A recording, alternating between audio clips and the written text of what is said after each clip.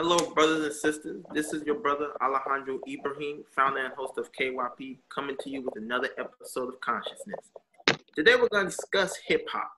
And to do this, I brought a special guest, my brother Neiko Pollard, who currently attends Charlotte University in North Carolina with a major in business, if I'm correct, my brother? Yes, sir. Business.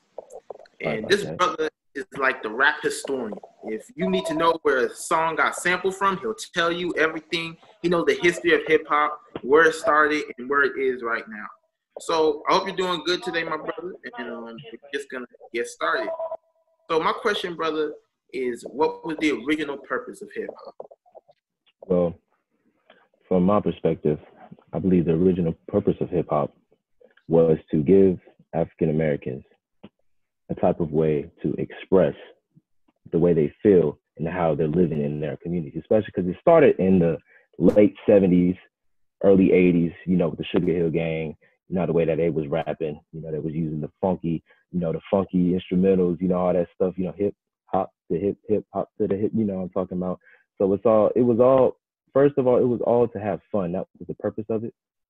But it has evolved into something else now. You know what I'm saying? It's evolved into a whole different beast into the world we live in today. Well, most definitely, my brother, because, I remember when I listened to original hip-hop, it was clean.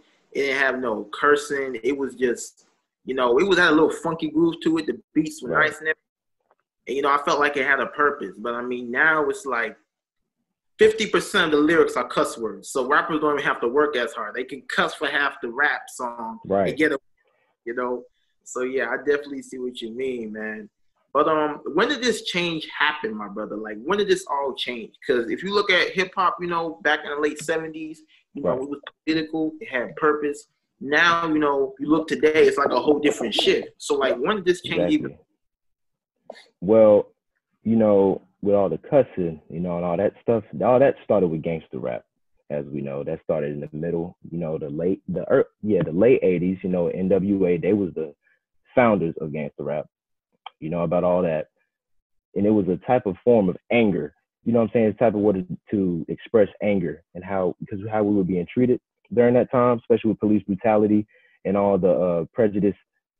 It was just a way of expressing anger. And now instead of expressing anger, it's like it's normal just to cuss or to call a female, a female dog, to talk about drugs and stuff like that.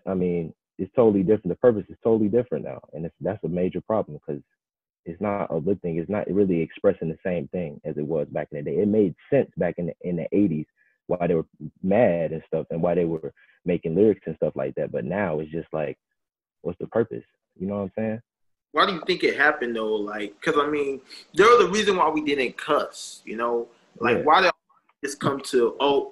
I'm gonna call a girl a female dog, and I'm gonna say to her face, and I'm not gonna have no remorse, no moral code about it. Like, where did because when I look at back then, another thing is that sometimes brothers would say, yeah, I'm respectful. Like I forgot that brother. I forgot his name, but he was like, yes, I respond to late and I say, yes, ma'am, versus, NWA saying a B is a B. So, like, where did all this, Father MC, I remember he said that, I'll do for you in that song. He was respecting women. All of a sudden now B's over money, all this. Like, baffles me, because when did all this happen? We just made a big switch and like, do you think the owners of the industry, those who control the industry, allowed this to happen? And do you think they promoted it? Of course. I definitely believe that the owners of the record companies definitely facilitated this change because, first of all, they don't look like us. Okay? Mm-hmm. Me and you both know this. We don't own any of that music, which is a major problem. That was, if you can recall, remember when Dr. Umar was talking about reparations, he was like, he doesn't just want money. He wants what the Black community owns. He wants that to be given to them, which is hip hop. We own hip hop. We created hip hop. And I truly believe that the leaders are the reason that facilitated this change because this started the downfall of hip hop. If you know what I'm saying, that's what started hip hop to help the destruction of the Black community, the Black family. because now that's what it is. At first, it was like a platform to express, like artistic, like to express the African experience in America through our, through music. You know what I'm saying? Not, you know what I'm trying to say? Yeah. But it all changed now. Most definitely, man. Most definitely. So what's the current state of hip hop? Like, if you had one word to describe the current state of hip hop, what would it be, and elaborate? I got a lot of words that could describe today's hip hop, but I'll just go with it's very. I don't want to say trash because I feel like that's too simple. I would say it's unproductive, and I would say it's unproductive because, as you know, especially the past few years through high school and stuff, I started getting into listening to more 90s rap because that is the golden era of hip hop to most people. And that's when all the conscious groups like Public Enemy, Tribe Called Quest, Brand Nubian, Poor Righteous Teachers, all them started coming out. And they were promoting Black liberation and stuff through their music and through their lyrics and stuff like that. And we don't see that today, which you would think is it doesn't make any sense because Black people were still being oppressed today. But you're not seeing, and that's why those conscious groups came up, because their purpose was to, spread consciousness throughout the community. And most of them were part of the 5% nation, so they're Black nationalists and all that. But it's like you don't even see that. It's not, and the media adds on to that. The media doesn't promote that type of music anymore. They promote people like Megan Thee Stallion. That's, I don't even want to get into that, but they promote very unproductive artists like Cardi B, Little Baby. I mean, a lot of people might not agree with me because they like his music and stuff like that. But at the end of the day, you can't call him an activist all because he made one or two songs talking about the situation that's going on right now. You know what I'm saying? Like, that's not an activist. You know what I'm saying? If you're not committed to making music about spreading consciousness and Black liberation, but you only just hopping on the trend, you know what I'm saying? That's the problem. It's all trend motivated. Everybody's trying to hop on trends, and that's all it is. Nobody's trying to stay to themselves and do what's right. You know what I'm saying? Everybody wants to be the hype, because that's how you make the most money. And money is the root of all evil. So that's what I feel like the problem is in today's hip hop. And I mean, the rap industry itself, when you break it down, a lot of these rappers don't even have money. They broke. Because, I mean, a lot of them don't own their masters, the recording studio fees. I mean, most rappers have to perform to make money. Like, they're paying. Go on tours. For them. I mean, you're not really making more money. That's why a lot of these people, they in the rap game for so long, because they broke. Because, I mean, it's like you got the high-level rappers up here. You got the middle rappers, they come out, with a little something every now and then. And then you got the lower bass ones. So there's so many in the lower bass that's always trying to go up to the high top. Yes. And what the thing is that, if a middle bass one drops out the industry, they'll just pick a lower bass one and they'll rise him up if they want to.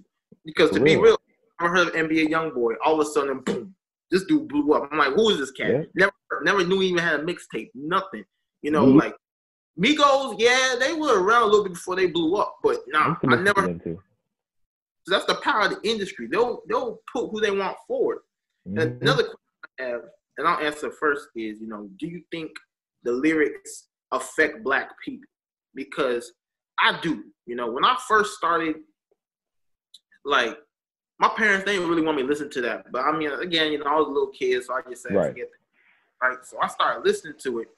And I remember, the constant drilling of, excuse my language, but this is a common term, the word nigga was being drilled consistently in these songs. So, I started catching myself saying the word, and being ignorant, I didn't even know what nigga meant.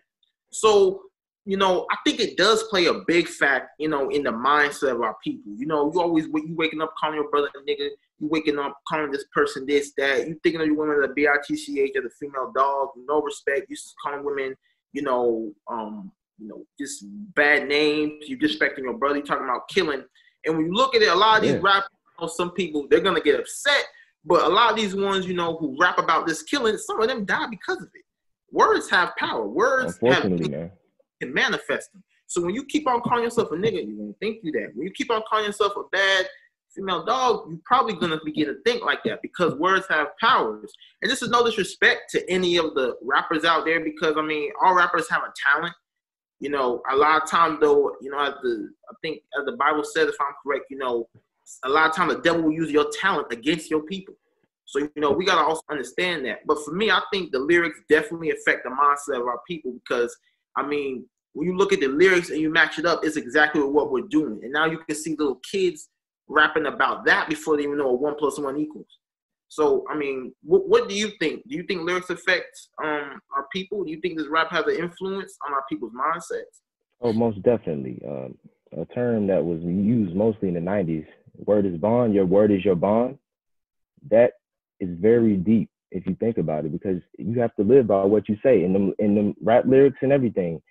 You know what I'm saying? And you got all these rappers now today talking about, you know, I'm smoking weed, I'm talking to 3 girls, you know, I'm talking about I'm going to their houses, I'm selling drugs, I'm hitting licks, I'm doing all this type of stuff.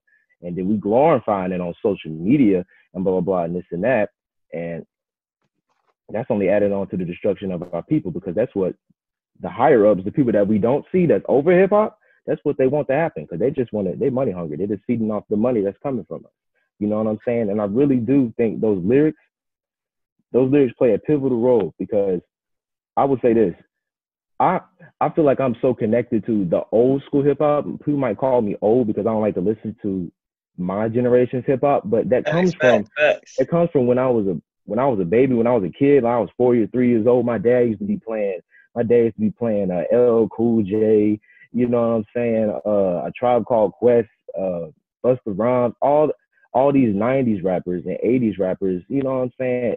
Big Daddy Kane, Chubb Rock, all them. And their lyrics didn't glorify killing the other brother. You know what I'm saying? Yeah. So I don't really, you know what I'm saying? So the lyrics definitely do play a major part because in today's society, you might see some kids on social media and you're a product of your environment. You might see some kids on social media listening to someone like King Von, something like that. You know, he was the storyteller, but still he was talking about killing other brothers. I mean, it's part of our genocide. We added on to our genocide. That's what the white man wants us to do. And these young kids, you're a product of your environment. And if you got your parents or your brothers or your friends listen to stuff like that and you see them glorifying it, most of the time you're going to glorify it. You know what I'm saying? Especially at that young of an age, when you're a child, that's when you can be molded the most. You know what I'm saying? So yeah, that's how I feel about it, man. Lyrics definitely do play a major role. What are some solutions to fixing the current state of hip hop? You go first, I'll answer. But what are some solutions? Because this is a tough question to answer. It is tough. Yeah, it is tough because I mean you got how you raise. Yeah, it starts in the house. It starts in the house. It starts in the house. You all know that. But I mean, you went into that problem in past podcasts talking about the destruction of the Black family and how that plays a major part in all of this. But the solutions, I feel like, first we got to start holding these rappers accountable. Yes. You know what I'm saying? We're not holding these rappers accountable at all. We're glorifying them talking about this stuff that we know is not right. But we're glorifying it. We paying for their albums and stuff like that. We got to stop supporting it and letting them know, bro, it's not what we rock with. You know what I'm saying? We got to stop. That's one solution, because if you stop buying their stuff, or if you stop supporting their stuff, they're going to stop making that type of music. Nobody likes it. You know what I'm saying? Like, for example, if how Megan Thee Stallion, she gives a very hypersexual image. You know what I'm saying? She just does. She gives a very hypersexual image, and if young women would just stop listening to that and stop buying into what she be saying and stop supporting her music, I guarantee you she will stop making that type of music, because she's not going to be getting any of that energy. You know what I'm saying? It's all energy. But that's one of the main solutions. Now, I can't think of a lot more solutions at this moment, because you even got some older rappers like from the golden era, if up the 90s era. They say that this music is not as good as the 90s music, which is obvious, but they try not to say too much about, like, they try not to get into it too deep, because they don't want to be like the old guy that's hating on the music, because that's how their parents were doing it when they was making the music. This is not real music, you know what I'm saying? That's how their parents, you know what I'm saying? It keeps going. So I mean, I feel like the major thing is we got to start holding accountability is, I feel like, the best solution, honestly. I agree. Accountability is one. Another one is, I think, there's a lot of, so there's Hebrew Israelite rappers, Nation of Islam rappers, Golden Child. They need to be promoted more. Yeah, we need to promote them up. You understand? We need to lift them up and promote them, because they're getting membership. Because Weeman put on his Instagram one day, he said, hey, I'm walking in the house and they were playing Golden Child's rap video, doing Nation of Islam handouts. So, people are playing it, and we need to put them up on the platform. Right. Another thing, we have to get ownership of the rap industry. We don't own this. Exactly. We don't own anything. We don't. But the question is, how do you do that though?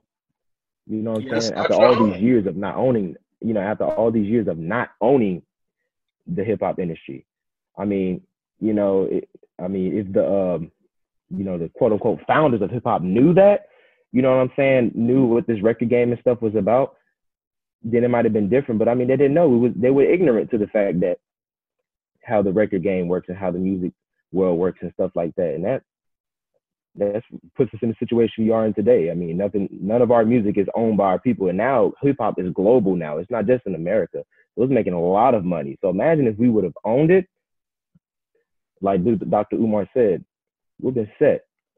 But because, I mean, as you said, we don't own it. But again, that's where the $1.7 trillion spending power, that's where we tap into that. That's what we tap into our money. Okay, you got Jay-Z, Nas, and who else? P. Diddy. I mean, I'm going to be real. I'm not a big fan of any, maybe Nas I'm probably a fan of, but like the other two. I like Nas, but them two I don't support Jay-Z or P. Diddy like that. So I'm not a fan of them. But if they really cared about the state of hip hop, they would use all that money they got, because I think all three of them own their masters or something like that.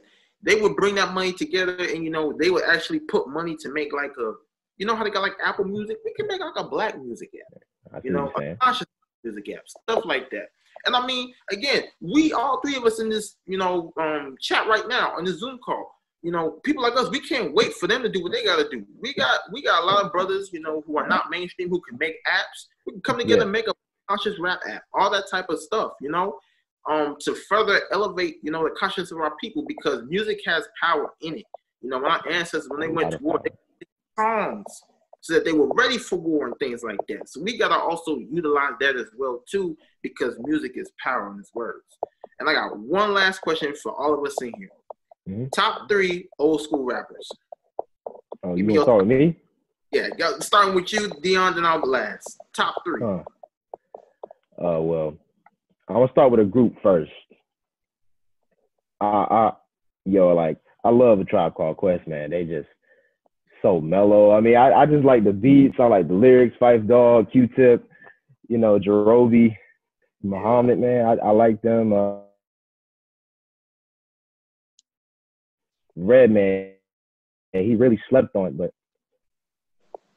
I don't know if I would put him in the top 3, because I gotta put. I'm sorry, I gotta put Tupac up there somewhere, because I like when he started. I liked how Tupac would flow and all that when he started, when he was respecting women and stuff like that, before he got misogynistic near All Eyes on Me, and he started cussing out brothers, trying to kill. I'm talking about all that.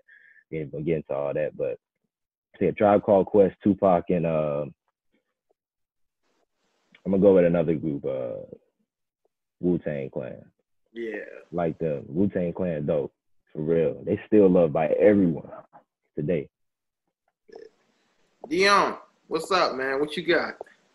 I would say for me, I don't listen to that like too much, like old, because like I really didn't like it that much. But so starting of late, like these past like few months, I haven't like really like listened to like newer rap now, because it's just like it's the same thing. It's like the same thing, and I've just been like going back to like old R&B songs. Like I just keep going back to R&B because R&B, it has a purpose.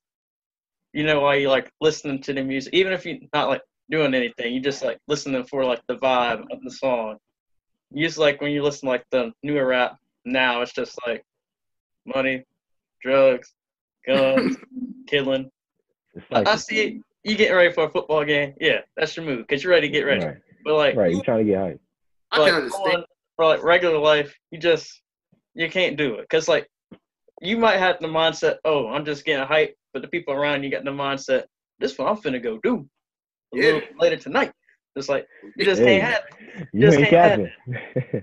You just can't have that. I'd say as of right now, I'll go with maybe Jackson 5. I like them. I like Chris Cross and his what's this? Chris Cross? Jump. I like that one. Yeah, man. That'd be my two for like right now because I don't listen to like that much of it. But just like as of like right now, I don't know what it is about me, but I'm going more like back in the past because it's like everything was like better back then. As of right now, it's just like it's repetitive, man. It's like everything getting like saturated. It's just like, man, good music was good back then. Now we just dropping tracks like 2 minutes. 2 minutes. What's up with it? Maybe a minute 30. Yeah, these deluxe albums and stuff. These deluxe albums. It's over. Yeah. It's just like, man, I need to go back to Dilemma. Like that. Yeah. Sauce. Y'all all know. If anybody listens to this call knows Alejandro, you know I'm an old head. I listen to anything. I listen to James Brown before. I used to listen to James Brown before I started track meet. So, you sure did. Soul Power.